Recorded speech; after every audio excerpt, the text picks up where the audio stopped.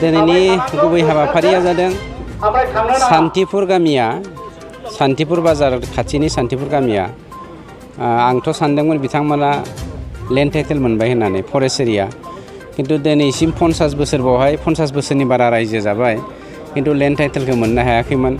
आगोलनि सरकारा मा खारनाव बिथांमोननो लेन्ड टाइटेल होआखै जों मिथिया किन्तु जोंनि सरकारा बिथांमोना लेन्ड टाइटेल मोनै सान्तिपुरा जेरै लेन्ड टाइटेल मोनाखै बेफोरबायदि नागिरनानै जोङो फरेस्ट एरियानि मोनफ्रोमबो गामिखौ जायफ्रा एस पार दा 2006नि फरेस्ट डिवेलपमेन्ट एक्ट बेफोरबायदि हा मोननायनि मोन्थाय दंसै जों गासिबनोबो हा मोननायनि होनायनि लेन्ड टाइटेल होनायनि हाबाफारिखौ जों जागायगासिनो दङ आरो बेखौ जोङो दिनै सान्तिपुराव मावजेनबाय।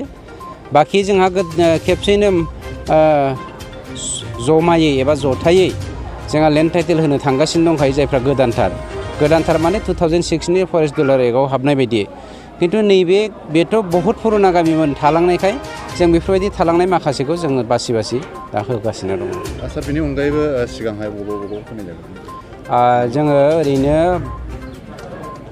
लेन्ड टाइटेल मोनै गोजाम गामिखौ बेखौनो दिनैनो फार्स्ट जागायदों किन्तु जायफ्रा 2006नि एसे सिगांसो रायजो जानाय जेरै जोङो दाखालि अदालगुरियावहाय धनस्रि डिभिजनावहाय जोङो 6टा गामि होखांबाय।